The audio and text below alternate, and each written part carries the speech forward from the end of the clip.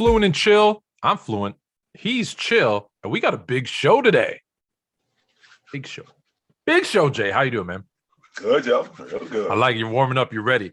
So, as we're going to do every show, we're going to do mail drop and take your questions and hopefully give you some good answers. We're going to talk about why it's easier to replace a coach versus his entire roster. Some news that we think is going to be coming out of LA in the next couple of days. New era. This is what I'm calling it. New era. Now, you may or may not know this. About a year ago, I hooked up with an analytics expert. And I said, listen, if you took this player and you moved him into this time frame, so let's say KD, and you said, okay, he played from 60 to 72, which means he would have been born like in the 40s and raised through the 50s type of thing. What would those numbers be like? And they took all the data that they could from today and they put it into some algorithm, and it came back and it shot out some numbers and said, well, because we're eliminating 3-point shooting, right? Because it was the 70s and we're doing this, we're doing that. Here's his kind of stat line.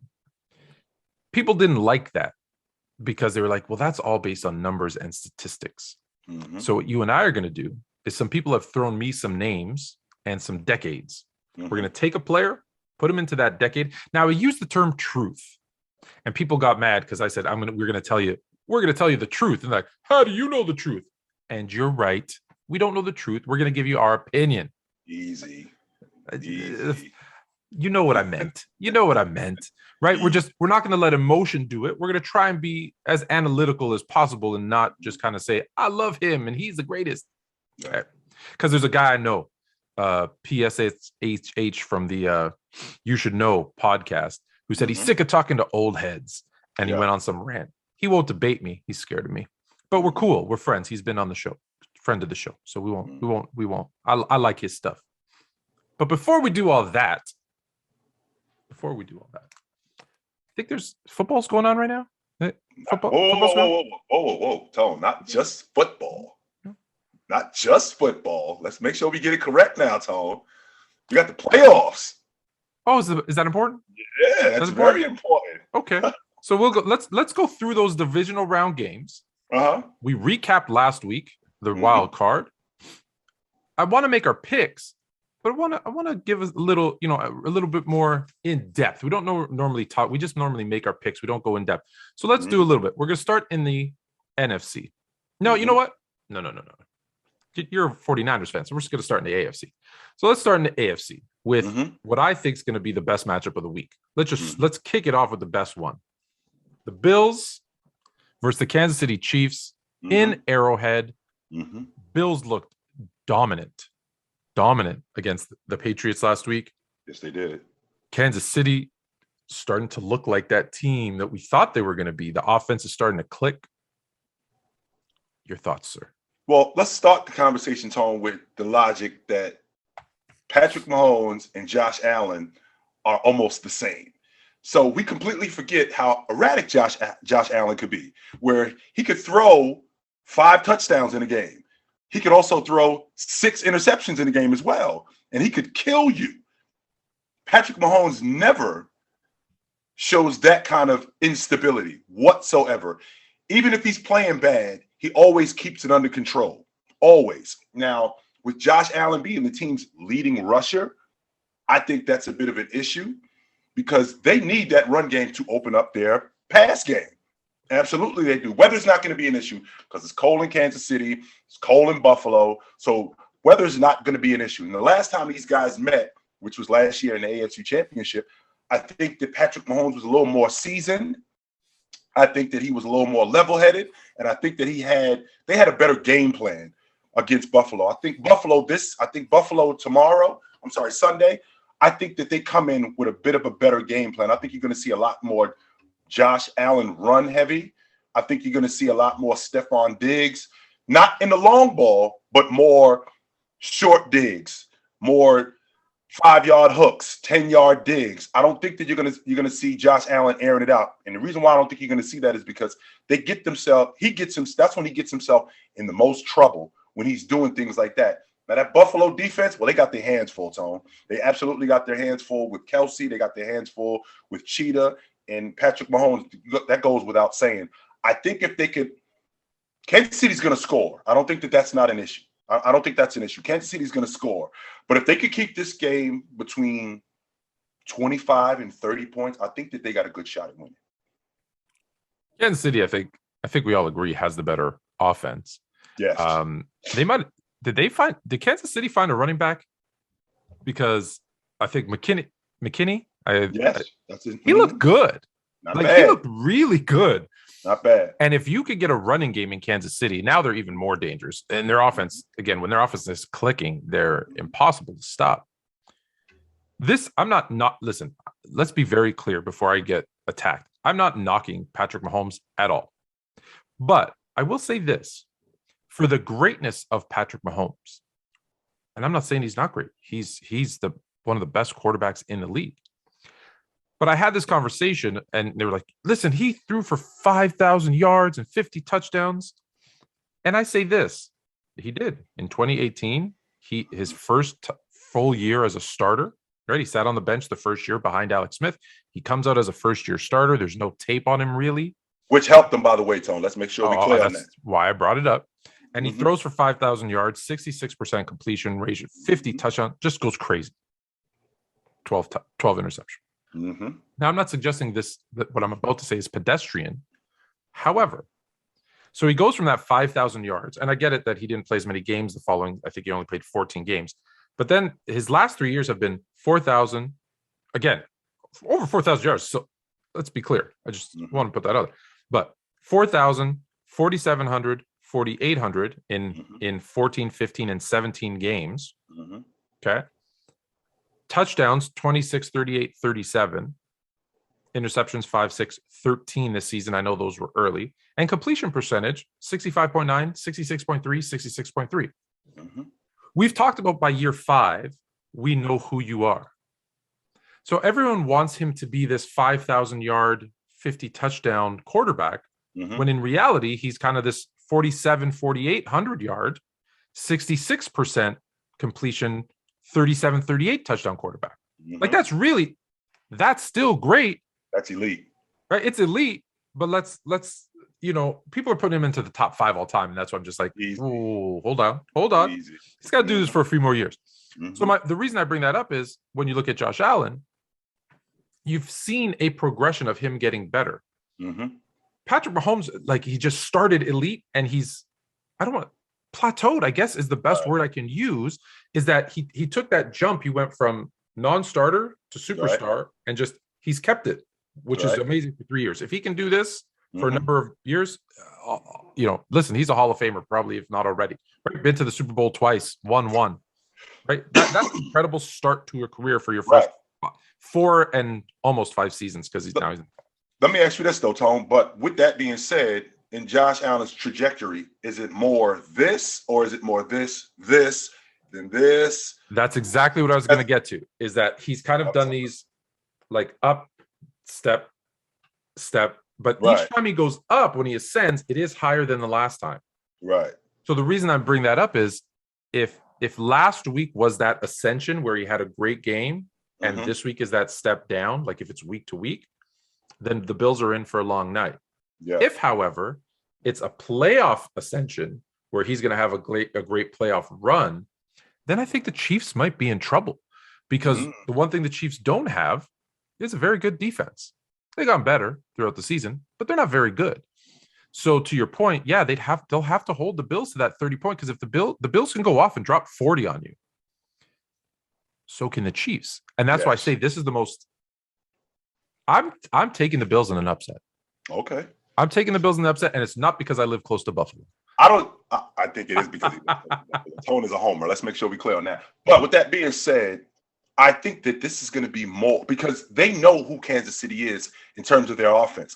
And I think that the Bills, they're looking forward to slowing them down more than getting into a shootout with them, because they lose a shootout. I don't think that they win I don't think that they win a shootout. I don't think that they just lose the shootout. I think they lose miserably, because that's what you want. You want Josh Allen to get into a shootout if you're Kansas City, because he's prone to make more mistakes. Oh If yeah, he absolutely, absolutely. Absolutely. So I think that the game plan defensively is let's see if we can slow these guys down. And if we can keep this game 25-30, I think we got a really good shot to win. If we 35-40, what I immediately think about, Tone, is I think about Tone talking about Baker Mayfield. If you got Baker Mayfield in the 35-40, if you got him in the 40, Yeah. you don't, I think you got a Hasn't he really good lost? shot at Hasn't he lost every game? I 0 know and we should be 6. 0-6 0 when the 6 Browns in score over games. 40 points. Yeah. 0-6 in games where he scores over 40 points. So I think that Kansas City wants to get in a shootout with Buffalo because they want Josh Allen to be that guy because they think that they got a better shot at that. And I think that Buffalo's defense is going to make a gallant effort to keep this around 25-30. I don't know what. Listen, I can't make excuses for what happened to the Patriots last week, but Devin Singletary ran the ball really well against them. Yeah. So if they can get that kind of running game, I think the key to beating Kansas City, good run game, possession, right? Have get the possession time in your favor and put pressure, and that's gonna be the biggest one. Put pressure on Patrick Mahomes, right? That was the key in the Super Bowl last year. Putting pressure on Patrick Mahomes, getting him kind of scrambling a little bit.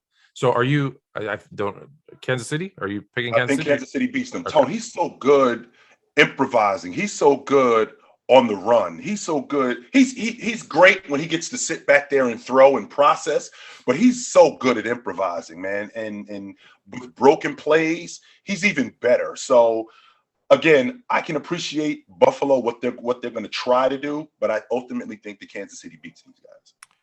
When was the last time a team went to 3 straight Super Bowls? Buffalo did it in the 90s.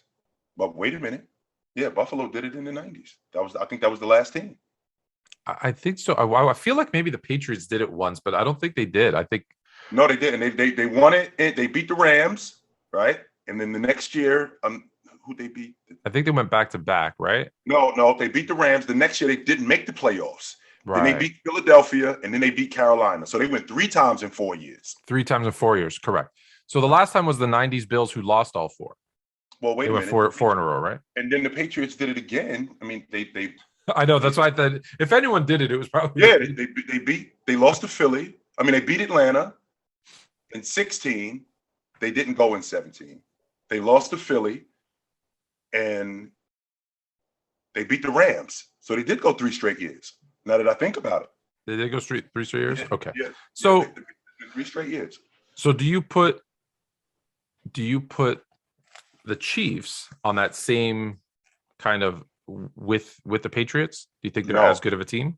No, I don't. And the reason why I don't do that, Tone, is because you and I have spoken about basketball plenty of times, and you know how I feel about longevity. You know how I feel about how teams, when you do something and then you just fall off the mat. Patrick Mahomes has only been in the league, 5 years? This is year 5. This is year 5.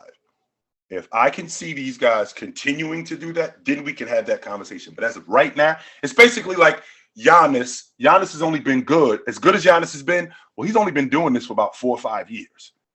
So this isn't like Giannis has done this for a decade, like Malone, like Barkley, like those guys, right? So I can't put the Kansas City Chiefs in that same category with the Patriots, primarily because they hadn't won enough. And they had. So the reason I asked that question, and shame on me for forgetting. So you're right. The New England went 17, 18, and 19, and now Kansas City has gone 20, 21. But before that, it was the Bills in the 90s, and then before that, it's been a very long time. So I don't think we've ever had a 3-peat champion, but we've had a couple. But it's rare that a team goes to the Super Bowl 3 times in a row, and it's hard to go to the Super Bowl 3 times in a row. So I just think historically, the odds are against them because we're coming right off a team that just went 3 times in a row. So to have back-to-back 3-time in a row participants, again, there's something about the Kansas City team. They're the better team. I think they're the better team. I think they should win. I feel like, I don't know. Maybe I'm overly impressed by what they did to the Patriots because I thought the Patriots were going to be a lot better. Well, let me tell you. Maybe I'm over. And I don't know if this is ridiculous because you just said they just coming off. We just had the Patriots coming off back to back, and now it may be the odds are against Kansas City. Would it surprise you, Tone, that from 1986-87 to the 98-99 season, every team in the NBA won a championship in back-to-back seasons? Every team in the NBA won in back-to-back seasons? From Really? when the Lakers did it from 86-87 to the 98-99 Pistons did it in 9. Spurs. Then the Bills three-peat. Houston repeats. Bulls three-peat. San Antonio repeats? They was the only one from Oh, San 98. Antonio was So San Antonio was the single one. And then the Lakers. So we talking 10 years. Wow. No, that would surprise me. I didn't even think of it. That's actually pretty well. Not in football, though. So it's not ridiculous. It's not ridiculous. Okay, so it's not ridiculous. All right. It's not ridiculous. Listen, my family, when I say my family, I'm talking like my brother and his wife, and they're all Chiefs fans. So, I hope they get what they want. I just, listen, I got to be different. In the next game, we've got the Bengals going into Tennessee. Derrick Henry, I think now is gonna play. There was some talk that he wouldn't play. He is gonna play. He's not gonna play. How effective, how much he will play is still up in the air. But I think Foreman has done a very good job of coming in and kind of, he's the legitimate number 2 running back. I think if Derrick Henry's fully healthy, they're in really good shape in the backfield. What are your thoughts? I know you're high. You've been high on the Bengals all season. Hey, Tone, I know that everybody loves Tennessee, and I love Derrick Henry. I don't like Derrick Henry. I am a huge fan of the workhorse back. And when I watch Derrick Henry, he very much reminds me of a more athletic version of Eddie George. That's what he looked like to me. And I love what they're doing offensively. I'm not a huge Ryan Tannehill fan, but I think that he's good enough. But everybody is, the majority of the people, have Tennessee because they were the number 1 seed without their running back after week 9. Yeah. They lost their running back after week 9. But, I mean, we can't completely dismiss the fact that, Cincinnati is 5th in the league against the rush.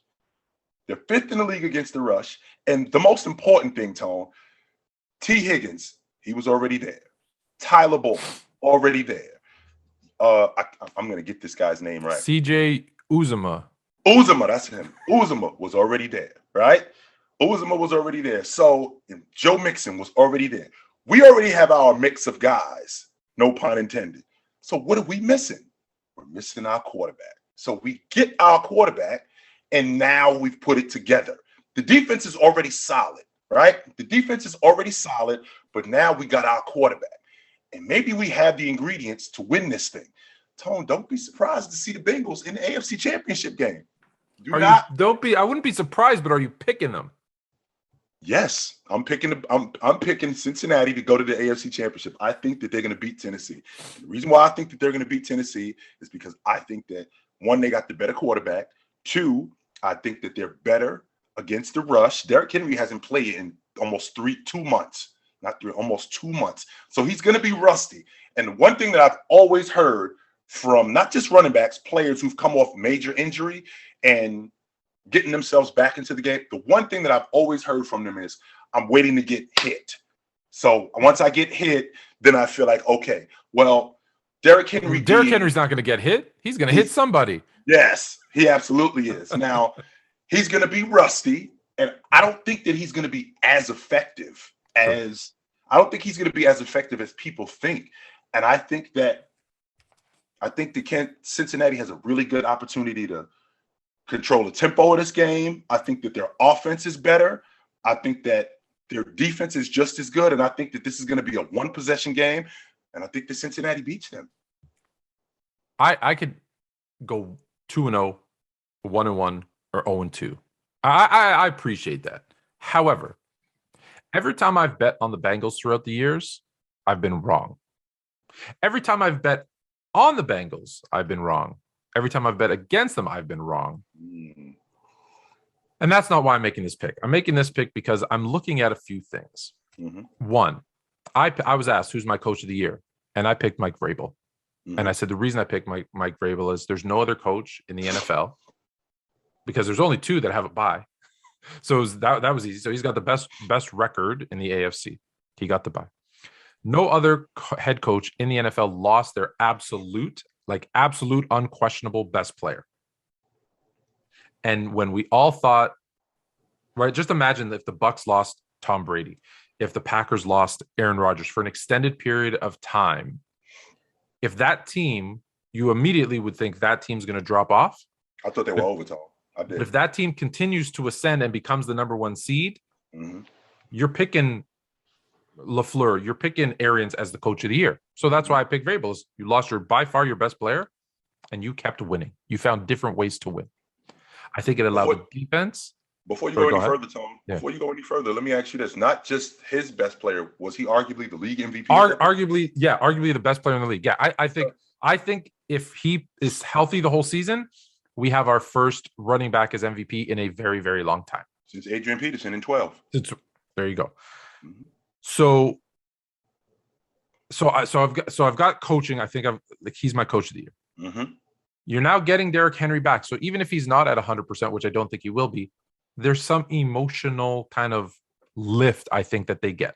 They're at home, which always is good. I think we're underestimating Ryan Tannehill is not an elite quarterback. I get that. However, A.J. Brown is healthy and has looked really good. They're coming off a week to prepare and rest and be healthy. I don't think they're the kind of team. I don't think Vrabel's the kind of coach that'll let them get rusty, right? Where we see some initial rust. I don't think they're going to be jitters because they've been in the playoffs a couple of years in a row now. They've been in some big games. It's pretty much the same cast. So they know what to expect in playoff football. So I'm going with Tennessee because of literally the coach, the team, the roundedness of their defense and offense that they have. Again, I know they don't. Normally, I pick the best quarterback. Like whoever has the best quarterback is probably going to win the game. But in this case, I think they got the better defense, the better running game. Although Joe Mix has had a great year, the better running game, especially if Derrick Henry is 80, 90%. And they've been there before. Joe Burrow came in, won a playoff game. And look, if they lose to Tennessee in Tennessee, the number one seed, no one's going to say this was a failure. This was a successful year. And I think that might be, I don't know their mentality. It might just be, hey, we're here. We might as well go to the Super Bowl. Or it might just be, hey, we're so glad to be here. And I think you're going to see some of those jitters and those types of things. And let's be honest. I like Oakland. I like Las Vegas. But they've been up and down all season. They've had a lot to deal with off the field. They probably had the best matchup in the first round. They probably had with the Raiders. I see this is the type of game that the Bengals typically lose. So I'm going to go with the Titans, knowing that when I bet against them, they win. And I'll be very happy for them if they win, because I think, like, I'm with you. I think they've exceeded expectations this year. And I really like what I'm seeing from Joe Burrow. But I'm going to go with the Titans. This one I've already been getting a lot of slack from, but into the NFC. The Rams, who we both picked to lose to the Cardinals. I just got to put that out there. Yes, I did. Travel into Tampa Bay. Tough matchup against the Bucs. The Bucs secondary starting to get healthy, but still not there. Really slim pickings at wide receiver. They've never had really good running game, but they're also even missing some running backs. And the Rams come in looking like strong. Von Miller looks like the Bronco Von Miller. Aaron Donald looks like Aaron Donald. And all of a sudden, guess what? Cam Akers and Sony Michel are running the ball.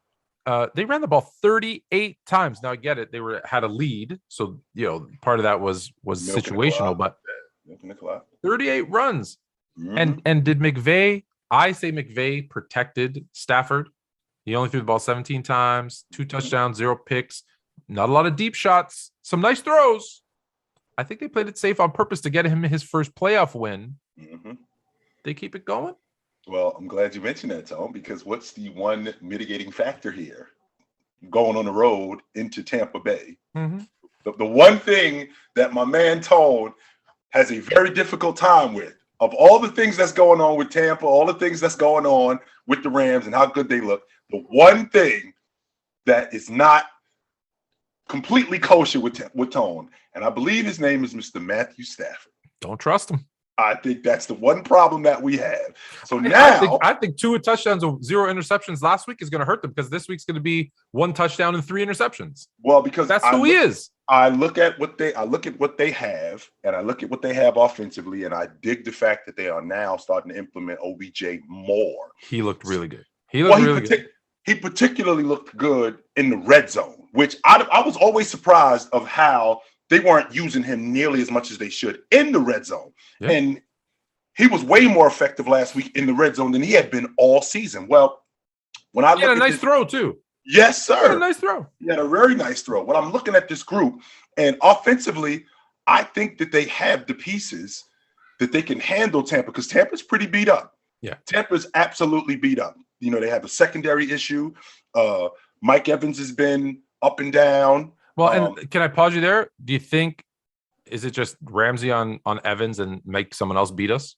That's exactly what it's going to be, because in terms of a threat, because they're going to move Gronk around so much, and Gronk's going to get matched up a lot with JPP or linebackers, where they're going to put Gronk in mismatches. So with that being said, I think Gronk's going to be effective. I think the problem that we have with I think the problem that we have with the Rams is you can't let Tom Brady sit back there and just throw the football, because what's going to happen if you do that, you got no shot whatsoever.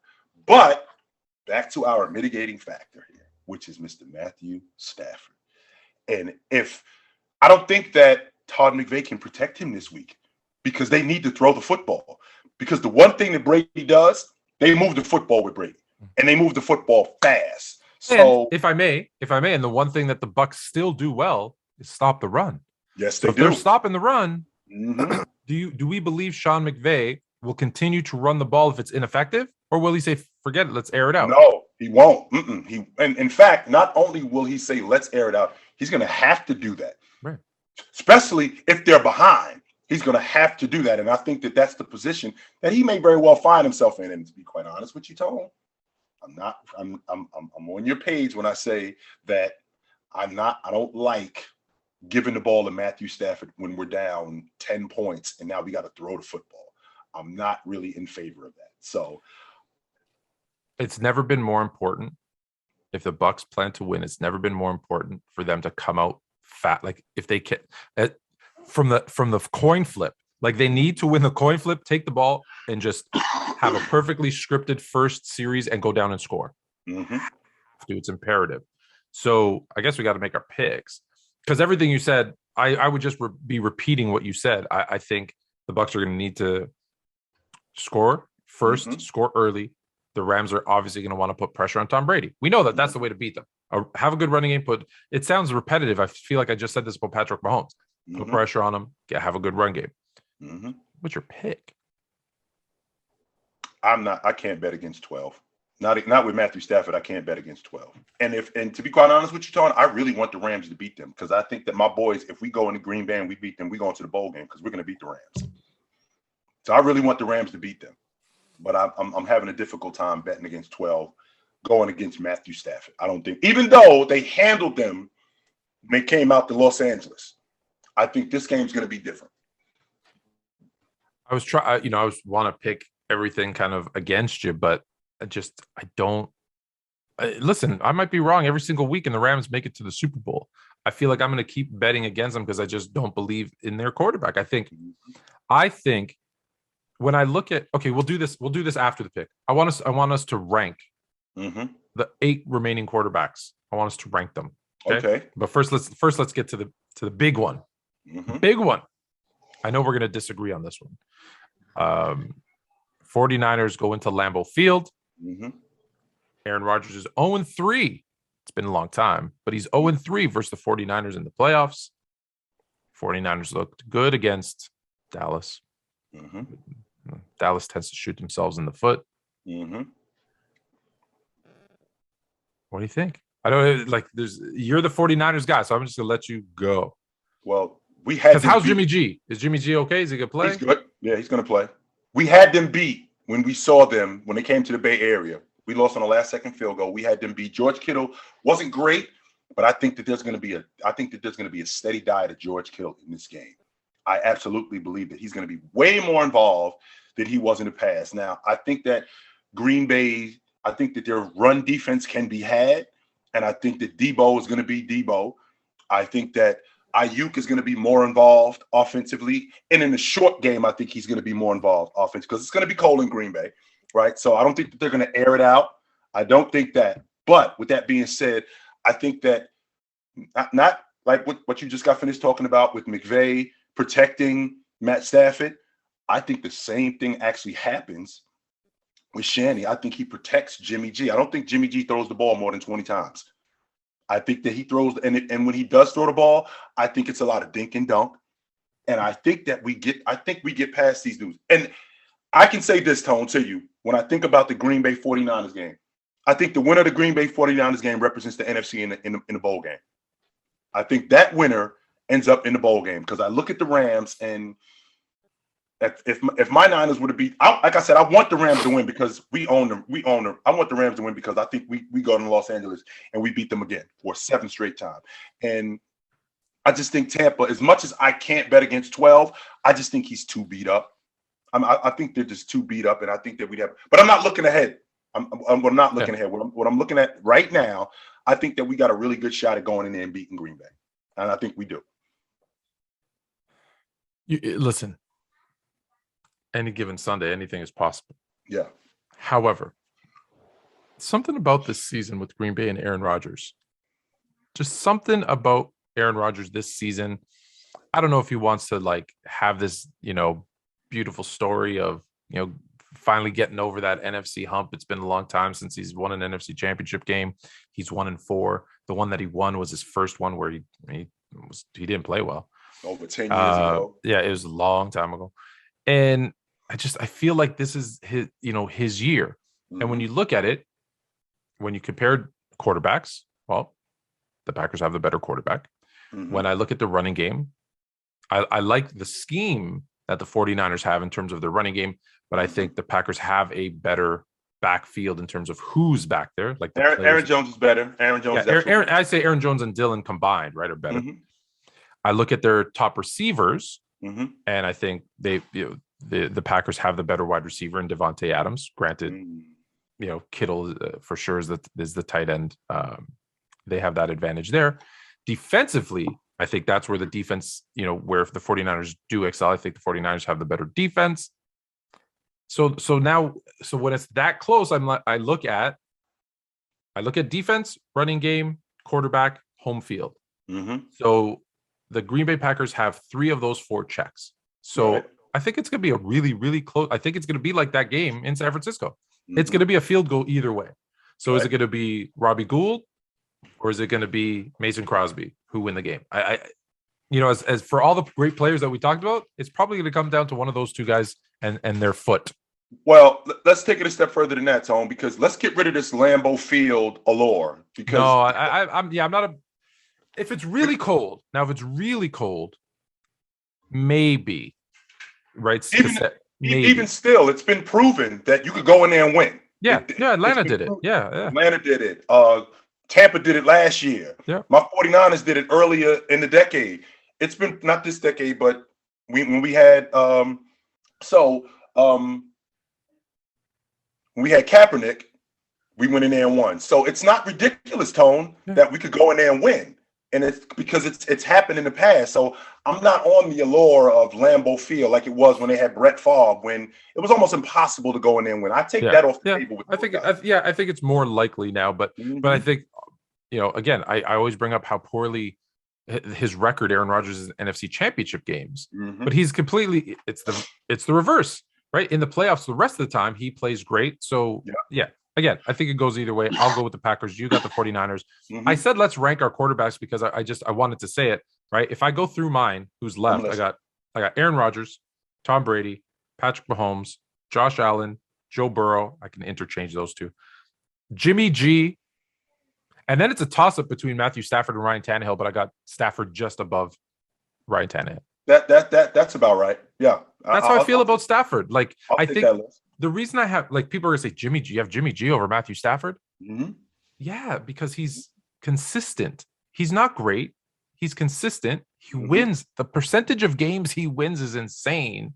People don't 80%. Take that into effect. They want to, we always have this conversation about, production and stats versus the eye test. And I go, look, I look at everything, but I'm not going to be fooled. I'm not going to be fooled just because she's really pretty. If she opens her mouth and she's a dummy, she's a dummy, right? So just because you look good and you can dribble the ball, you could throw a 100-yard pass. I'm sorry. If you don't produce, I don't care how good you look. It's got to be. I don't. It has to be. got to be more than that. Absolutely. All right. Is your list any big changes to that? It's very much that. It's very much that. Absolutely. All right. So those are our picks. I'll just recap it. You've got the Chiefs. I got the Bills. You've got the Bengals. I've got the Titans. We're both on the Bucks. We're both picking against the Rams again. Second week in a row. We'll see if we get burnt. And then you've got your 49ers. I can't believe I'm picking the Packers. So that's what we're looking at for the divisional round. Now, we're going to jump in a time machine. So, like I said, we got sent some names of players. There's been some controversy about players playing in different eras and how if you take a player, because everyone wants to take a player from 2011 and put them in 1961. And the comment that was, they'd look at them like they were performing witchcraft. Now, here's my problem with that.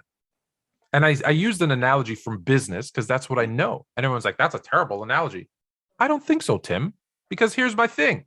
If I go back to the first years of Apple with my phone and I say, hey, Steve Jobs, I've got this great idea. I know you're working on the iPod, but what if you use that same kind of thinking of that screen, but make it a whole screen and a touch screen? And you do this. I'm going to look like a genius. Am I a genius? How many people have said, if I could go back and knew then what I knew now, well, yeah, I would have made some better investments. I would have seemed like a really smart guy. So yeah, if I go in as a player from now, I go back 50 years ago, I'm going to know some things that have, that they've done, right? There's a play I might know. There's a pick and roll. Hey, I'm going to shoot from the outside, and they're going to be like, whoa, he's shooting from deep, right? It's going to be different, but there's things I won't know either, right? So, that's things people forget that. It's like if Kyrie would do some stuff. No, you know what Kyrie would get? He would get called for palming the ball on every dribble. They would get called for traveling on every play. Like, people seem to forget that if they pulled up from the logo, they'd get sat on the bench. I don't care if you made it or not. Those are the things that if it's hard for someone, I'm not picking on anyone who's 15, 16, 17 years old. I get it. But they're just things that you don't know because you weren't there or you didn't watch. Versus, listen, again, I get a lot of heat. I'm picking on kids that are 15, 16. I'm absolutely, and the reason why I'm doing it, Tony, is because I was 15, 16, 17 years old, and you couldn't tell me, if you tried to tell me that Elgin Baylor when I was 15 years old was better than Dominique Wilkins, I would have been like, get the hell out. Yeah, you're what crazy. Are you talking about? Until I found out who Elgin Baylor actually was and how good he actually was. And then I started to study the game. And I'm like, wait a minute. And that's the thing. Awesome. I always say this. I didn't just, as with you, we didn't just watch in the 80s and 90s. Like, we watched, we played, we scouted, we reffed. We did all those things. And we still do that today. So the bank of knowledge is just bigger. And guess what? In 25 years, I said this to my cousin because he's 18 and we have these discussions. I said, you watch in 25 years, you're gonna be like 40, 45 years old, and someone's gonna tell you LeBron was overrated. If he wasn't so powerful, all he did was bully people. And that's what they're gonna tell him. And they're gonna say, I watched the highlights. He just ran through, these small 6'9", 6'10" centers with nobody standing in the paint and just bullied over them. Couldn't even shoot. They're going to tell him that. And they're going to be like, what are you talking about? You're crazy. Yeah, but that's going to be the discussion. And they're going to tell you exactly that. Yep. Yeah. So let's do it. We're going to start back. We're going to go back to 1970. And we're going to do one player in the 70s, one in the 80s, 90s, 2000s, and now. We're going over 50 years. All right. So we're gonna jump in the time machine. We're gonna go back over 50 years. All right. 50 years. I see. 30 years ago for me is 1970, but you're right. It's 50 years ago. I know. 30 years ago was 1982, Tone. We was in school. Steph Curry. In the 70s. Yep.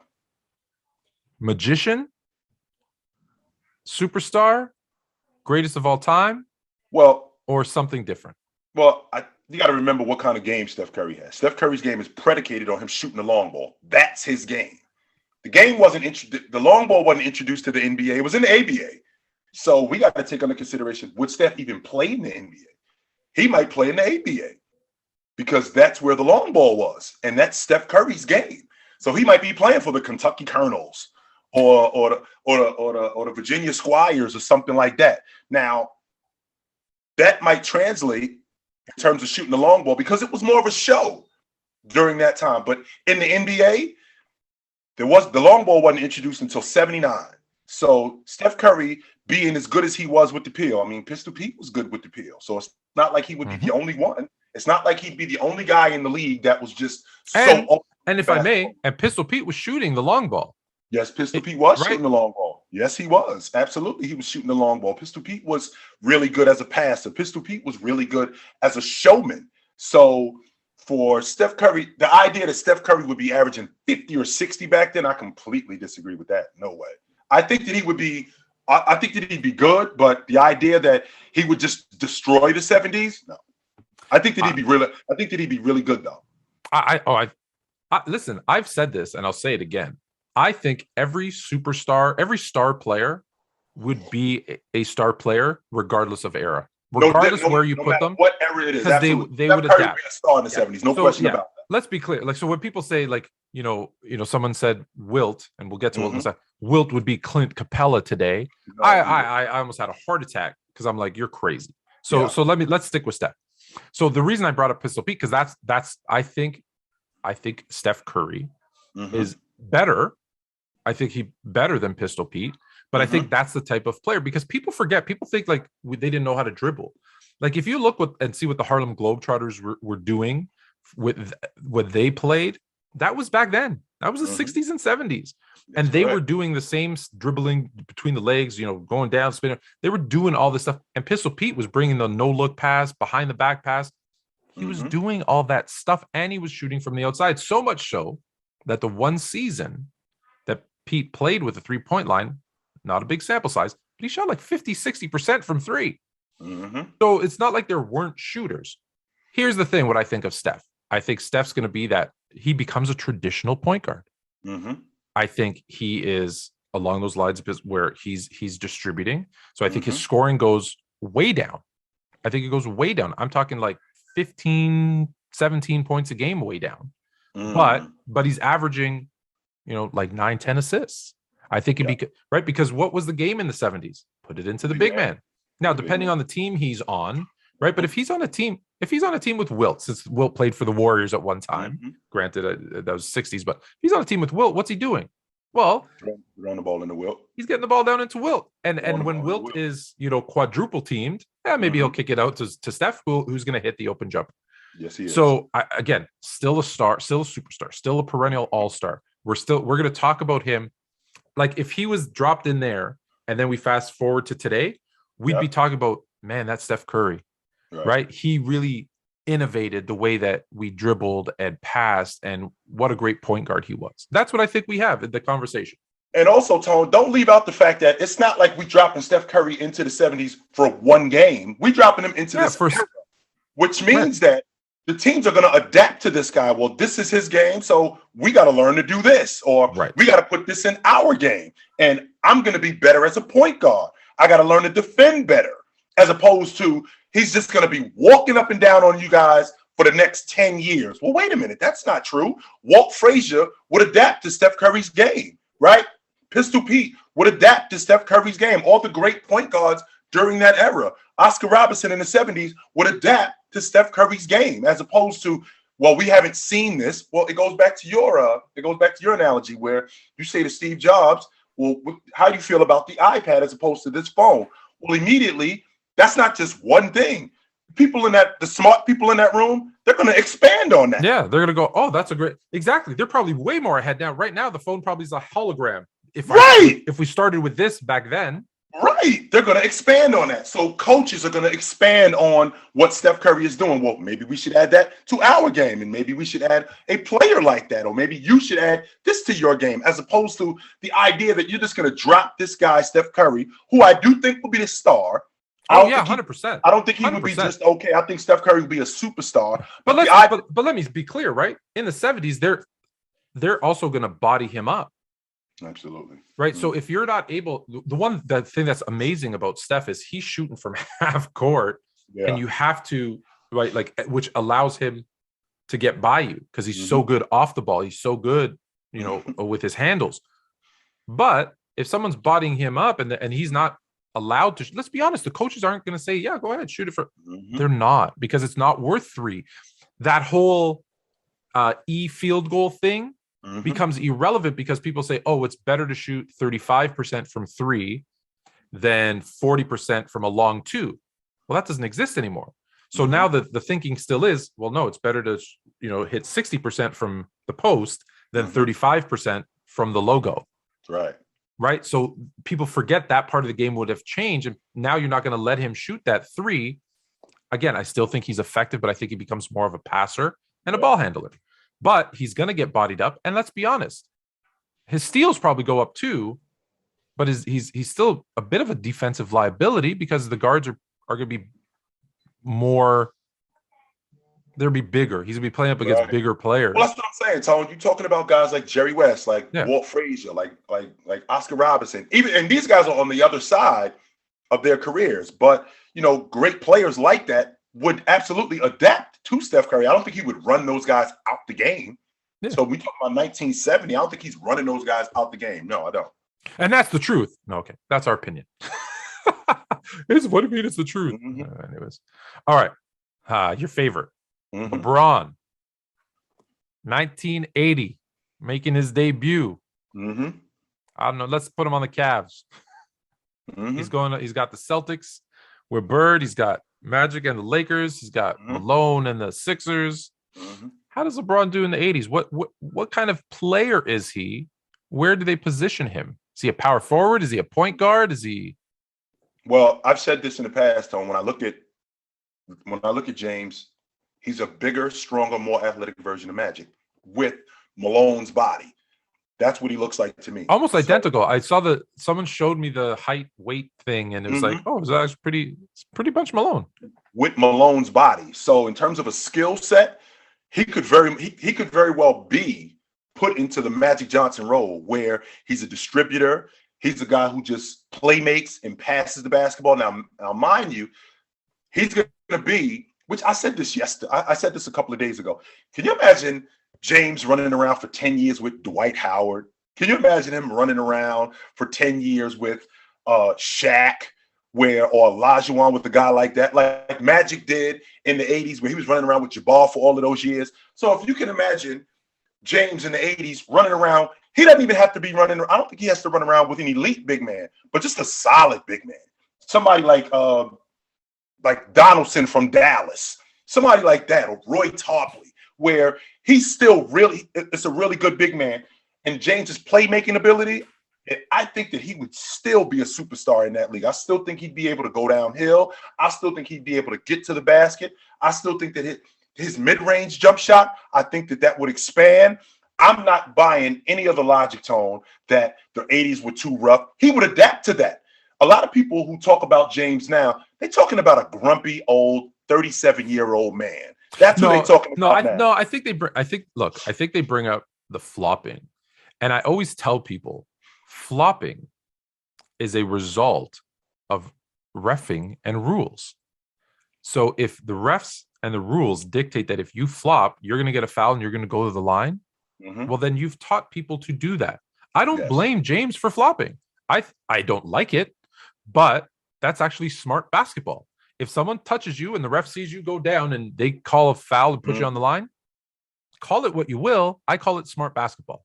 It's not like he invented it. There's a reason they do it in soccer all the time, right? Not sometimes. There's a reason defensive players in the NFL drop and they're hurt. Right. Well, they need to slow down the game because the other team's going too fast. Fact. You might not like it, and I don't say that. I'm not saying that I like it. But it's a smart play if you need it, right? Like if you got a team, I'll use the NFL analogy. You got a team in a hurry-up offense, and you're not able to make subs, and you guys are getting tired, and they're moving the ball on you. Yeah, you better go down with an injury and slow it down, even if it means you have to come out for a play or two.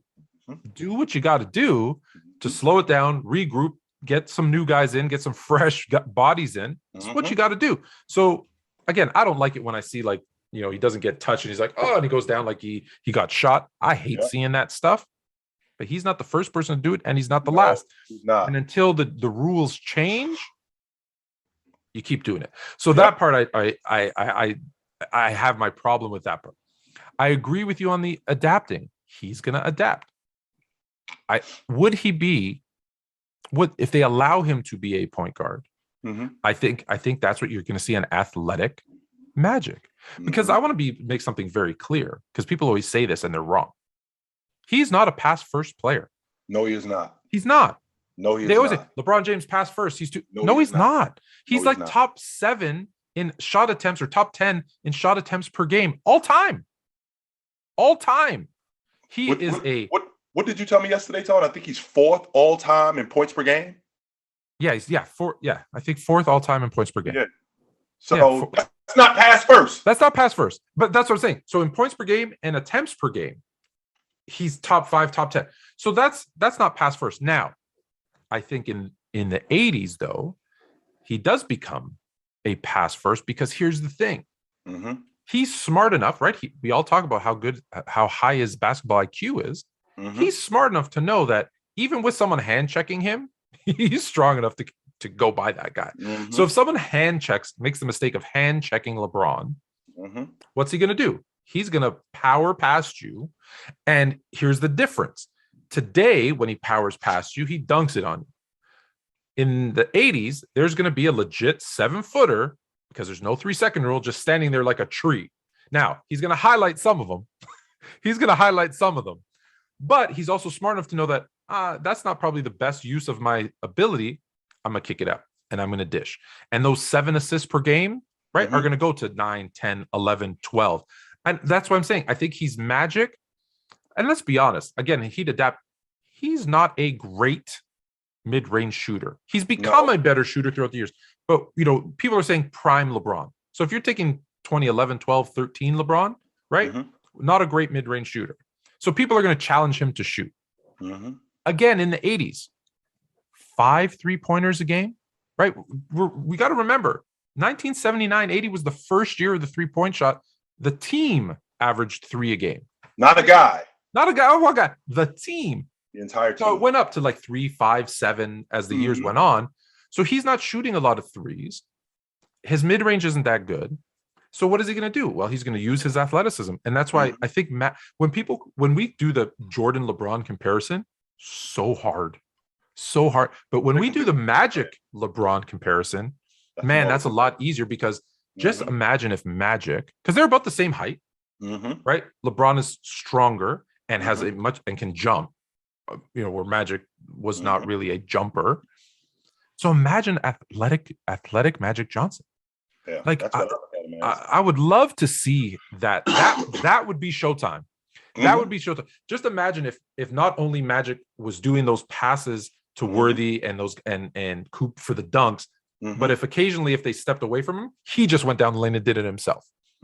I think he would be phenomenal to watch. I think we'd be having a conversation of, in the 80s, who's the best, Bird, Magic, or Bron?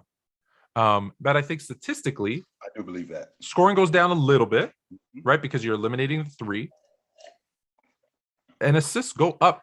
Very similar to Steph in that sense, where I think now it doesn't go down as far as Steph. Like, I don't think it goes to 15. I think instead of 27, he's a 22, 23 point guy. Well, but the assists go up to 9, 10. Well, remember too that Magic, when he became Magic in his prime, so we're talking about 86, 87, when he started to score more, Magic had that stretch where he was 20 a game and 10 assists. He had that stretch, I believe, in like 87 and 88, where he was 23 a game, 24 a game, 89.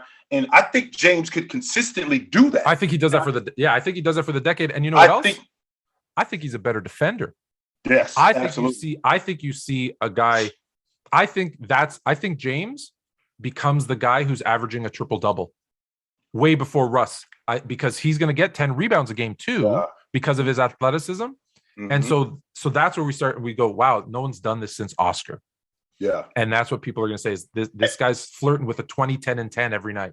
Well, and him doing more would expand his game more, right? So we're talking about I think they hold him accountable. The reason why I said defense, I think they hold him accountable, say, hey, you have to play defense too. Right. And he can do it. Right. Because back then, absolutely, you had to take pride in being a defender. Yeah. No question about that. You take pride in it today, no question. No. But back then, having to be a lead guard, having to deal with Isaiah Thomas and John Stockton and Mark Price and guys like that, well, I got to defend. Absolutely, I do. I got to defend against Dennis Johnson. Hell yeah. Otherwise, I'm gonna get destroyed. Yeah. So it's interesting. When I started this conversation, I didn't think this is where I'd end up. I think he's actually, although scoring goes down, I think he's a better player. Yeah. I think he's a better player in the 80s. Mm-hmm. That's not ridiculous. I think he's a better. Yeah. Now, the championships might be harder to come by because you've got some fantastic. It depends on what team he's on, but I think as an individual player, I think he's in the GOAT conversation again as he is today. But I think he's actually a better in terms of like, because right now, look, 27-7 is phenomenal, but isn't 20? I'll use a low number. 24, 10-10. Isn't that better? I was just thinking, Tone, 27, 7-7 looks absolutely elite. But if I got a 6'9" guy that's 23, 11, and 9, that looks nuts. I'm actually saying 25, 10, and 10. That looks nuts. What? Right? Like not for a season, for a decade. So I can't believe I think I'm gonna get some LeBron love now because I think he's gonna be. And I thought I was gonna go somewhere else with this, but as I'm talking it through, all right. Next up, we've got the mythological creature from ancient Greece. I'm not talking Giannis. Wilt Chamberlain, who I've been put in the difficult position. I don't know if you've been checking out my TikToks lately, sports_fluent. He's Chilltown Hoops. Of defending Wilt, right? Because when people tell me Wilt is Clint Capella or Nick Claxton in today's NBA, I gotta make them more fluent because that's my job. So Wilt in the 90s against Shaq, against Olajuwon, against David Robinson, against Ewing, I think that he would be dominant. And the reason why I think that he would be dominant in the 90s is the exact reason why people discredit him in the 60s. Well, they discredited him in the 60s because there was only 8 teams. Well, that means that I got to see the better competition more. So if you can imagine having to see from the beginning of the season to Christmas, I got to see Olajuwon 10 times as opposed to I only got to see him once. I only got to see David Robinson once from December to the All-Star break. Well, fast forward to the 90s where these guys that I just mentioned, Olajuwon, David Robinson, Patrick Ewing, Dikembe Mutombo, I got to see those guys if I'm playing in the Eastern Conference. I only got to see those guys twice. But then I got to see a slew of other guys who aren't really that good. So I'm going to destroy them too. So that's going to enhance my numbers. So the times when I got to go against Olajuwon and I don't know, 29 or I'm 35 and 13. When I go against Duckworth, you can definitely pencil me in for 45 and 20. Duckworth, Longley, Wellington. I go against Ronnie Cycli. You can pencil me Cycli, yeah. You can pencil me in for maybe 47 and 19 boards. So it's going to even itself out. And this is no disrespect to Rick Smits or Arvydas Sabonis. Right. But athletically, he's going to put it on those guys. Wilt was a freak of nature. I mean, I believe Wilt ran a 4.5 40 or 4.3 40, something nonsense. He ran a sub 1100 meter dash. He high jumped 6'6". Like and the old way and not the new way, right? With your back, and just so you know, folks, I have a very difficult time explaining to Tone that Wilt Chamberneezy, or not Wilt Chamber, I'm sorry, Wilt Chamber-Nocious from Athens actually existed. He did play in the NBA. He played for 14 years. Tone has a very difficult time with the idea. Wilt Chamberlain is a myth. But with that being said, I think Wilt would dominate the 90s. One, because there's more bad teams and the great players that he goes against, I think that he would do just as well against them, and it would even out. If Wilt played in the 90s, I think we would probably say without question, he's the most dominant big man to ever play. And the reason we would say it, because one, he might already be that. But two, we would have seen it night in, night out with video evidence in color. And when people say to me, well, he only had one undersized big man to go against is what they say to me. And I say this, Bill Russell is regarded as one of the greatest defensive players ever, and Wilt dominated him every time they played. Averaged 30 and 30 against him. He dominated him. So now, to your point, he's not going to be facing Bill Russell every night. So you're right. So for every night that he has to go up against Shaq, Olajuwon, and Mutombos, those types of, he's going to have an easy night every other night, right, against some of the other centers. So here's a guy that people forget was super skilled. So I compared him because this was where we went, because someone said the current MVP was much more skilled big man than Wilt. And I say this, the current MVP, Nikola Jokic, the only thing he does that Wilt couldn't do was shoot threes. But that's because there was no 3-point line when Wilt played. So I don't think he would be, because he wasn't a great free throw shooter. So I doubt that he'd be a very good 3-point shooter too. But if you think about it, he can pass, right? He led the league in total assists, which is nuts. Great footwork. I think people need to go back and watch his fadeaway. When you see him turn and post up and hit a fadeaway, that's pretty impressive. The only man to block the sky hook. So he could defend, he could jump, right? He could touch the back of the backboard. He was quick. He was strong. So just imagine Shaq, right? He had with better feet, right? And faster. So a faster, couicker, as powerful Shaq. Do we ever talk about Shaq? Like, I know we make fun of him, but do we ever say Shaq's not a great center because he couldn't hit free throws? Well, a lot of people remember Shaq for him being with the Lakers and his disputes with Kobe Bryant, and they forget the athlete that Shaq was. They completely leave that out. Coast to coast, taking a rebound and dribbling the ball coast to coast. People don't. Elite athlete that he was, and Chamberlain would absolutely be that. No question about that. Yeah. And Tone, the thing that you left out, which I think is the most important. So now we're modernizing Chamberlain. So that means that now Chamberlain doesn't have to get on a train for 12 hours and go to St. Louis. Chamberlain gets on a chartered flight. And he gets to sleep in the Four Seasons, and he gets a massage, and he gets a back rub, and he gets the best of the best medical treatment. So, in fact, I think that prolongs his career.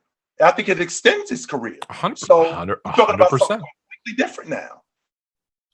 Like I said, I think we're talking about the most dominant big man ever if he plays in the 90s, excuse me. And it changes the course of history, because now here's the thing with Wilt. That, and this will be his detriment in any era, is that Wilt was about Wilt. Wilt was about Wilt. Wilt knew every shot he took, every basket he made, every assist he made, every rebound, every steal, every block, every woman, everything he ever did, right? He would tell you about it. And I think his ego would get him in the way of winning, because now he'd also be more in the public eye. We're still not at the internet stage of social media. We're not there yet. But enough coverage that he probably rubs people the wrong way. And now maybe he changes, maybe he becomes a team guy, but just based on what he was. So does he knock off Jordan and the Bulls? Does he knock off Olajuwon and the Rockets? I don't think so, but I think statistically, right? I think he knows those weaker nights. So he puts up 30 on Olajuwon, and he's like, "Oh, I got Duckworth, 65." Right? Like so his stats get actually. Average out. Yeah. All right. So we went from Wilt to his counterpart.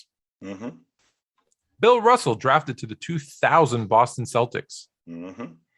Well, this era is exactly that. Him and Paul Pierce. And Antoine Walker on that team too. So now now we've added a dirty work guy. I think he'd be the difference in what they're doing. There's your dirty work guy. There's your glass cleaner. There's your rebounder. There's your defensive guy. There's your leader. There's your locker room leader. There's your athlete. I think I think Bill Russell would be awesome in the 2000s, because I look at guys like Ben Wallace. I look at guys like Theo Ratliff. I look at guys like that, and I think Russ, in terms of his athleticism, I think he was a better athlete than Ben Wallace. I think he was a better athlete than Dikembe Mutombo. I think he was a better athlete than Theo Ratliff. And if Russ was just out there just to defend, rebound, and be a rim runner, not just that, when you got a guy in Kenny Anderson, who was, if you remember, in 2002 when they went to the Eastern Conference Championship, a distributor, and Russ was running the floor, and you put Russ on a unit where he had a point guard like Rondo, who was a distributor, I think Russ would be fantastic in the 2000s. Absolutely. So when I hear people saying to me, Russ would be Rudy Gobert in this era. Well, Rudy Gobert is an all-NBA performer who's a 3-time defensive player of the year, who's been an all-star multiple times. What are we talking about here? Rudy Gobert is not average. Rudy Gobert is one of the elite players in the NBA. So let's dead that logic. So far, in my opinion, Mm-hmm. I'm going to just recap quickly and get to Russell for a reason. I think Steph is a step down, but still a star. I think LeBron is actually a step up, and obviously still a star, superstar. Wilt is a step up. Russell's the one that's going to be tough for me because in terms of his legacy and how we talk about Russ, I actually think he takes a step backwards because he's not going to win 9, 10, 11 championships. He's not going to all those finals. No. In terms of a player, I think we give him, so he's not going to be the champion, right? So he's going to lose that, which is a lot of his, top 10 status has to do with his chips. But imagine Dennis Rodman with a solid, not spectacular, but solid offensive game. Yeah. What would we say about Dennis if he was also scoring 15 a night or 18? Nothing crazy. Nothing. No. Let's not get crazy. 15 a night. Dennis Rodman, defense, right? We're saying, wow, this guy's the defensive player of the year almost every year. And he's putting up 15. He's a perennial all-star every year. He's the difference maker on a team. He's a guy that if he's on, let's say let's put him on that Celtics team with Rondo and Pierce, and they're going to the finals or to the Eastern Conference Finals every single season because they have that guy. And I think it's so crazy to say this. I think he's a better overall player in the 2000s than he was in the 60s. But I think his legacy takes a hit, and I don't think we call him top 10 anymore. I don't think we consider him top 10 because just ask yourself this. If Russell has 2 chips, is he still in your top? Now, for me, I already have him at 11, so maybe that's just me, right? Because I have him already outside the top 10. Well, if I'm wiping away 9 of his NBA championships, I don't think he's a top 5 player. If I'm wiping away 9 of them, no. Right? No. So that's what I'm saying. Even though I think he's still one of a dominant big man, he's right. He's Ben Wallace. He's Dennis Rodman with an offensive game. Yeah. So I think overall he's a better player. Right. But I actually think his legacy takes a hit. He's the one that I think of the ones we've mentioned so far. I think Steph remains around the same in terms of his ranking. I think LeBron, how can you get higher than 1 or 2? So even though I think he's a better player, I think you can't get higher than 1 or 2. Well, I think the problem is I think Wilt goes up, but I think Russell goes down. I think Russell goes down. Exactly what you just said, because his legacy is predicated primarily on winning, and he probably wouldn't win as much. I do think that he would win. The ultimate team guy, right? So I do think that he would win. So good for him that he stayed where he was. Good thing he didn't have that time machine. All right, the last one, and then we're gonna get into today, guys. I promise. Jordan, Michael, not DeAndre. Michael Jordan. Now, I think that he would. Let's say 2010. Let's say he started 2010. So we're into his year 11, 12 now. The thing that I want to make sure that we're clear on, Tone, which is the most important thing here. When Jordan in '89, I remember him saying this. In '89, when we lost to the Pistons, I was beat down, and I didn't have the energy to go against that. So what that meant to me was, this is the way the game is played. The referees aren't going to do anything about this. The league is not going to do anything about this. Physically, I am not prepared to play this way. So I got to go get physical. Mentally, I know this is what it's going to be, absolutely. But physically, I'm not prepared to play like this. And this is how the game is. So physically, I got to go get prepared to play like this. There are no ifs, ands, or in-betweens about that. And that's what he did. So fast forward the clock to 2010, where now we're in the freedom of movement era, where you can't really put hands on. I'm not saying that you can't, but you can't really put hands on guys. So now we're in the freedom of movement era. And I'm trying to imagine, how am I going to deal with Michael Jordan if I can't slow him down physically, where I can't displace him, or I can't put hands on him physically. So now I got to be more cerebral. We're talking about a guy who had, in my opinion, the most money mid-range game that I had ever seen, right? We're talking about a guy who fundamentally, where a lot of people don't talk about this nearly as much as they should. Michael Jordan had a basic game, Tone, but not only did he have a basic game, he was the best at it. He had the best basic game that I had ever seen. Jordan's game, you might have seen a lot of flash with him dunking on guys, but at the core, it was jab, go, jab, one dribble, pull up, stop and pop. It was a very basic game, but it was the best, and it was nobody close to him. So I'm imagining him bringing that game into the 2000s, and you're not able to put hands on him. Forget it. I just watched last night Mm-hmm. a couple of guys talking about Jordan in preparation for this because I wanted to see what they said. And I looked at guys that loved him and I looked at guys that hated him. Mm-hmm. And so Mitch Richmond and Reggie Miller. So two of the guys that respect him and say he's the best. Said the one thing about Jordan, or the two things about Jordan that people don't realize, was one, his footwork. He was so fundamentally sound. So to your point about, although it was kind of a basic, like you said, jab step, post up, mid-range, right? Which people say, they call it basic, but he did it better than anybody else because there was no wasted movement. Nothing. No wasted movement. And then the second thing both of them said was, you add that to him being, and they both said this exact same thing, cat-like quick. So it wasn't that he would just jab step and go. It would that he would jab step and be gone. Right. His first step, they underestimate that his first step, he's already by you. And once he's by you because of that athleticism, it's over. Mm-hmm. That's not going to change. That's only going to be enhanced in today's game. Isaiah Thomas, we know how Isaiah feels about Mike. Mm-hmm. And he said, listen, guys, like for everything, he said two things that I found interesting. One, he was unstoppable. Mm-hmm. He goes, if you think about it, let's just look at the regular season when we you know how the Pistons defended him. He still averaged 37 a night.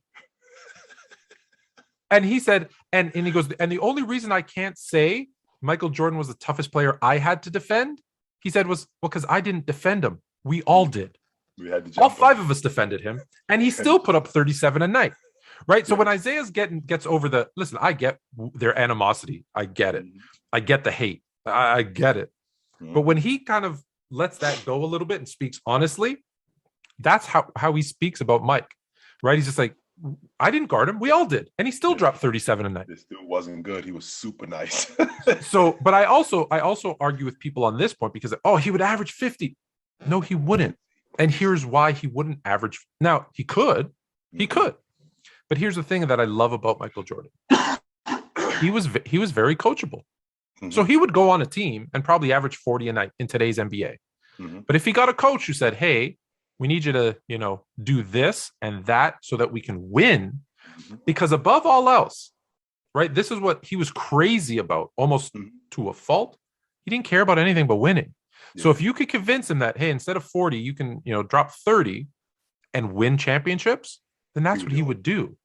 So when we asked what kind of player he would be, I actually think he'd be the same player. I think he'd be the same kind of 35-5, 35-6, because I think that's what it would take to win. Now, on certain nights, did he need to drop 60 or 70? I think he could do it.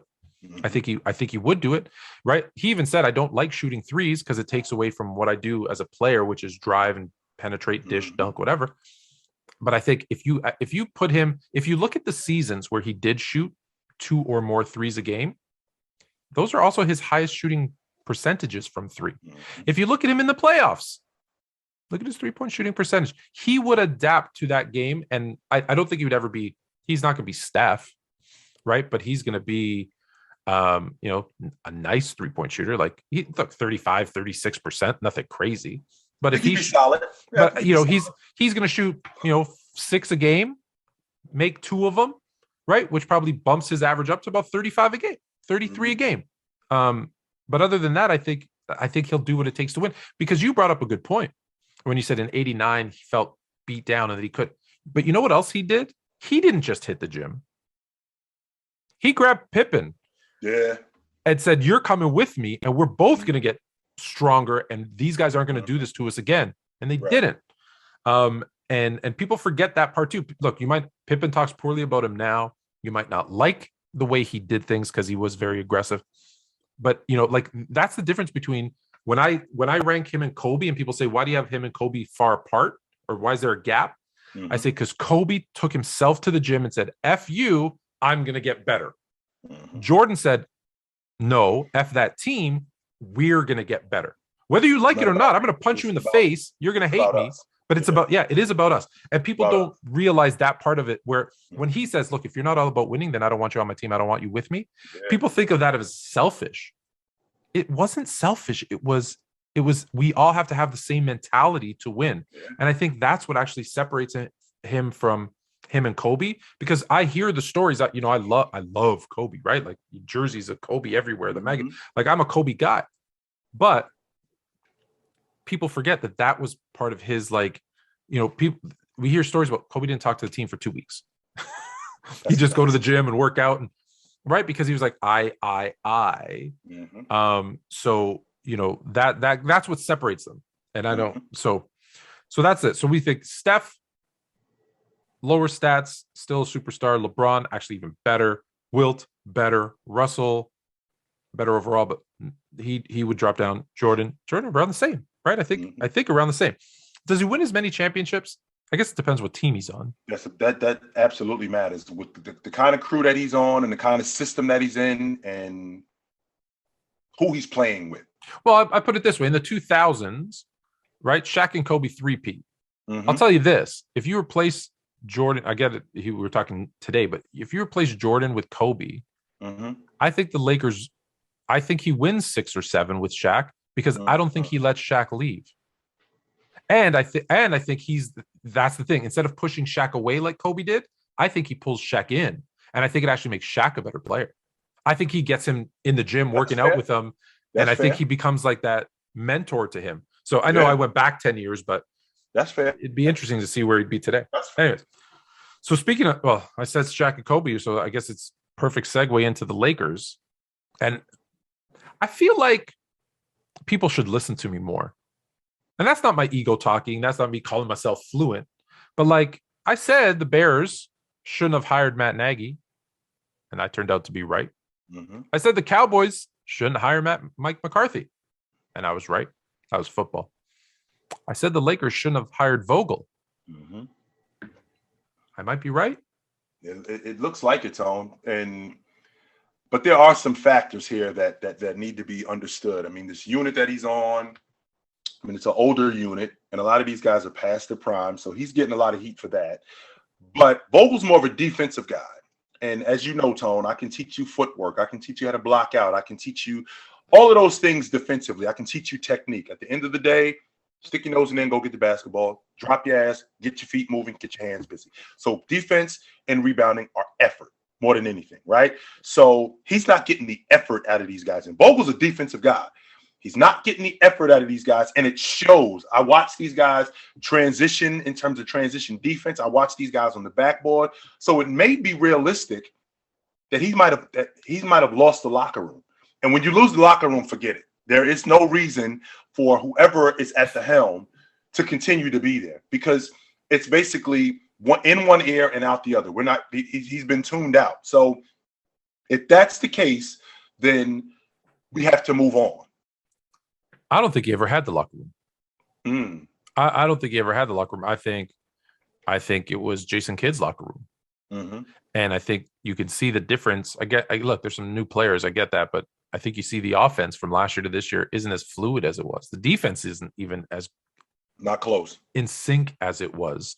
And I think a lot of that had to do with Jason Kidd. And I see what he's doing in Dallas, and I see what happened to the Lakers once he left. And I think he was the guy who's kind of doing, I don't want to say the X and O guy, but I think he was the guy who was kind of keeping them in tune with each other. And Vogel's not that guy, and I never thought he was that guy to begin with. Now, mid-season coaching change, not always, a good choice. It doesn't happen. I think it helps depending on who they bring in instead. Of course, that's going to make a big difference. But there's a lot of issues with this team. Listen, I said it, and I don't know why we're surprised. It was going to take half a season for them to get in tune with each other with the right coaching. Yeah.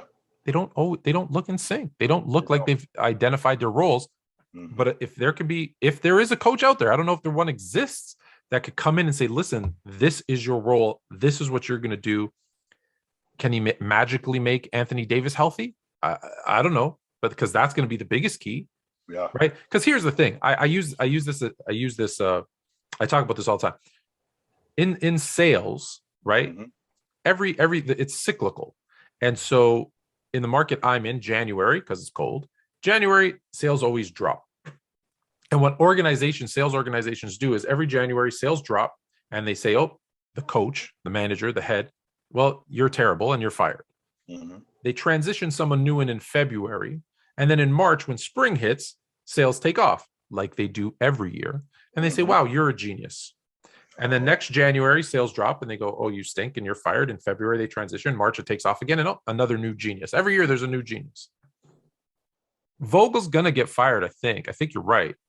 He's going to get fired. They're going to bring in a new coach. I don't know where Anthony Davis is. But let me make my assumption here that he's going to be healthy. Mm-hmm. New coach comes in, defines the roles, gives a better flowing kind of offense, defensive set. Anthony Davis comes back in. All of a sudden, the Lakers start winning games, and he's a genius. Mm-hmm. Or she's a genius. I don't know who they're going to hire. We should have got this guy from the beginning. We should have had this guy from the beginning. Well, no, it has a lot to do with the fact that Anthony Davis comes back and he's playing. That does help. As a Laker fan, I hope that's what happens. But I do think, listen, if Vogel gets fired, I think let's do it sooner than later. Fail quick. Yeah. You know, I say that a lot. Yeah. And let's turn the page and move forward. Now, I think this is your favorite part of the show. Mail drop. Yep. Here we go. Who's a better dribbler? Jason Williams, White Chocolate, or Kyrie Irving? I think it's Kyrie Irving. And the reason why I think it's Kyrie Irving because Irv's handle was with a purpose. Irv didn't just throw the ball behind his back or between his legs. Irv did it with forward motion, and it was to get somewhere. It wasn't just to be flashy. It wasn't just to. You and I have had this conversation, Tone. I'm a huge fan of production, and if you're doing something, what is it leading to? So Irv being as nice with the peel as he is, Irv is going somewhere. He's not just standing in front of you and throwing the ball between his legs or behind his back. I think he's better with the ball than White Chocolate because it meant going somewhere, and it resulted in something good. In terms of trick plays, is Jason Williams. Mm-hmm. In terms of the one I like watching more, it's Jason Williams. Mm-hmm. In terms of who's they better, just pure, as you would say, with the pill. Yeah, it is Kyrie. It is Kyrie. But I enjoyed watching Jason Williams more because he was nice with the pill. Yeah, because his also led to a lot of great passes. Like I always remember this one where he's coming down the court and he throws it behind the back and with his own elbow hits it back the other way, and it's perfect. I mean, it's perfect in stride, and just there's tons of plays like that. But I think I'm picking Kyrie, but I want to say this because I think it's important. It's a lot closer than you think. Yeah. People want to make this big gap. No, it's not a wash. It's a lot closer than you think, but it is Kyrie. But it is Kyrie. All right. Better quarterback. John Elway or Steve Young? Steve Young was the better athlete. John Elway was absolutely more talented. And to be quite honest with you, I don't think it's close. In terms of a talent, I don't think it's close. John Elway, his ability to deliver in the pocket. Steve had an incredible ability to scramble and improvise, but so did John Elway. I think John Elway was smarter as a quarterback. I think he was more seasoned. Even though Steve played, he just looked more seasoned as a quarterback in terms of his talent. There aren't many. I can't think of many guys who were more talented than John Elway. So when I look at John Elway and Steve Young, I think that John Elway. And to be honest with you, I don't think it's something that's close, Tone. I think it's like this. That's interesting. I'm going to go with Steve Young. And here's why I think it's Steve Young. One, Unfortunately, I don't think we got to see enough of Steve Young. I think he was only a full-time starter for 9 years because he sat behind Joe Montana, and I don't think he was a starter until 30. But what he did in that 9 years, right, led the league in passer rating from 91 to 94. Mm-hmm. Then did it 2 more times later on, but in passer rating. Could also scramble, right? He was great with. Do you know what his 40 time was like? 4, like 3, 4. Like he had a crazy 40 time as well. Like insane athlete, lefty. I love John Elway. I think John Elway is very, very talented. Yeah, they don't talk about. They don't talk. I said this the other day. He's the prototypical quarterback of today. Except he did it. Except he did it in the 90s, right? He'd be awesome today. Yes, he would. So the reason for me, it's close. Young, and then like Elway is right behind him. But I think it's because he did more in a shorter period of time. So Elway has the longevity, but I'm going to give him just a slight edge because I think Elway was a better pocket passer, but I think the difference between their passing ability, because don't forget, he led the league in passer rating for a long time, so he's a good passer. Yes, but I think the athleticism and his ability to run is greater. The difference, because Elway was good too. I think the difference is greater for Young than the passing between. So the idea that Steve Young was a better athlete. Yeah. So the idea that Steve so that gives him the edge. I give him. I think he could do almost everything John Elway could do, almost, but he was a better athlete. So I give him a slight edge. That's what I think we do it around. Yeah. But I don't think people talk enough about Steve Young and how good he was, and I think it's because he sat behind Montana, and again, he didn't get to start till he was 30, and it's not like today. Yeah, 5. It's not like today where they play into their mid 40s like Tom Brady. Like his career was pretty much he had a small window, but he did so much in that window. Yeah, Aaron Rodgers too. All right, Kawhi Leonard, Scottie Pippen. Who's more clutch? That's nuts to me, Tone. That I hear people say that it's Kawhi Leonard and it's not close when Scottie Pippen has a resume that a lot of people don't talk about. That one season that Leonard was in Toronto, he was absolutely awesome when hitting the buzzer beater against Philadelphia and taking that team to the NBA Finals and doing what they did. But they talk about his Finals MVPs, both in 19, and they talk about his Finals MVP when the Spurs won it. Well, I mean, we got to take into consideration that San Antonio team in 14 was one of the best defensive teams ever. That's number one. Leonard averaged 14 a game in the playoffs that year. He only averaged 14 a game. So, and I think that was year 4. But what they leave out is they leave out the year before that in 13 when Leonard has a chance to not only ice the game but to win the NBA championship in Game 6. He goes to the free throw line and he misses 2 free throws and lets Miami back in the game, and they end up losing the NBA championship. So those things matter, as opposed to Scottie Pippen, who in the 1991 Eastern Conference Finals, he averaged almost 20 and 10. He went 22 and 8 and basically had the game of his life at that point. In Game 4, when they swept them, he went 23, 10 and 6, and basically wiped the Pistons out. Fast forward to the 91 Finals, where he almost averaged 20 and 10 again. He went 21 and 9. And in the clincher, and the job that he did on Magic Johnson, Tom, what people they don't factor in when they talk about clutches, they only talk about buckets. Yeah. And they completely take away from everything that involves being clutch. So the idea that Scottie Pippen in Game 5 of that clincher, he went 32, 13, and 7 in the clincher to end the game. Or let's fast forward to 92, and I'm not going to hold you too much longer, Tom, but let's fast forward to 92 in the Eastern Conference semifinals in Game 7. If they lose that game, Tom, that Bulls team is probably going to get blown up and Phil Jackson's going to get fired. But instead, Scottie goes 17, 11, and 11 in that game, a triple-double, and basically controls the tempo of the game. Fast forward to 93 in the NBA Finals, where they're in Phoenix in Game 2. Game 2, where Danny Ainge has an opportunity to close the game. Tie the game and send the game in overtime. Scottie Pippen comes up with a big block to end the game. Game's over. They go up 2-0. That's huge. And these are things that I'm talking about when I talk about being clutch. And that's just a small sample size of how big of a deal Scottie Pippen was in the clutch, just in the playoffs. And I think where people will look at and why they'll give the edge to Kawhi is because Pippen, with the exception of a year and a half, was always number 2. Right. He was always the number 2 guy. Whereas Kawhi wasn't the number 1 guy all the time, but when he was the number 1 guy, it is a small sample size, but let's say in Toronto, he was the guy making all the big shots at the buzzer. He was the guy. Like, people talk about that shot in Philly and forget he had almost the exact same shot like a month earlier in the regular season, where he drives to the corner, shoots it, it bounces around a little bit and drops. Almost like they showed it like in where they show them both at the same time in real. It looked almost identical. The other thing is, when you talk about defensively, well, when they were down 2-0 to the Bucks, who's the one that went in and put the clamps on Giannis and changed that series? Well, did he though, Tone? Because it looked like it was I don't know, man. It looked like it was an adjustment more to me than anything, where it looked like, Leonard, you're going to deal with Giannis, but what we're going to do is we're going to build this 18-foot Yeah, they built the wall. Yeah, 100%. 18-foot wall. So 100%.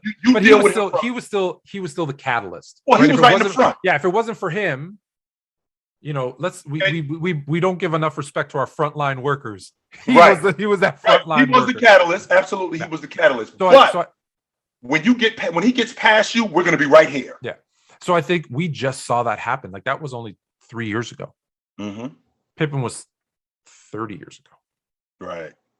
So when we look at that, we're going to say, well, he was the number 1 guy on the team.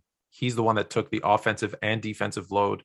He was making those shots, making key defensive blocks. Like, if he blocked Giannis in that series too. He dunked on Giannis. Like, and we, unfortunately, it's a small sample size, because when we look at San Antonio, it was a great series. So we look at a lot of those things. So I think that's where the edge is. But I see your point. I see your point. But I can understand why people kind of flip the two, but both are good arguments. Absolutely. All right, last one, because we're way over time. Way over time. Kind of try to answer this one a little bit. I don't know how to answer this one, to be honest with you, but it's a good one. What has changed in the world? Like, what's the biggest change in the world since you were in high school? The biggest change in the world: privacy. And more than anything, a lot of people talk about COVID, but privacy. People have access to other people more now than they've ever had. I mean, you were able to do things, and I don't mean bad things. I just mean that you were able you could fly under the radar even with your you could absolutely be yourself, and you can be quiet and live a certain way in peace, as opposed to now people have way more access to you and to everything about you. But and people are putting it out there. Like, I know what everybody had for dinner because they put a picture of it online. Right. Maybe it's social media then, right? And privacy is kind of goes hand in hand, right? Absolutely. Yeah, that's the first thing that popped in my mind was social, because it's just we want everyone to see everything we're doing, and they want us to see everything they're doing. Whereas before, it was kind of like, hey, I'm going to do my thing. Yeah. We can get together and do our thing at a later time. And it's just, from a work perspective, I'll do personal and then I'll do work, or I'll do work and then I'll do personal. Excuse me. From a work perspective, if I was doing a job, I'd go and I'd punch in and then I'd punch out and I'm done. There's no way that they're getting a hold of me. They can call my house phone, right?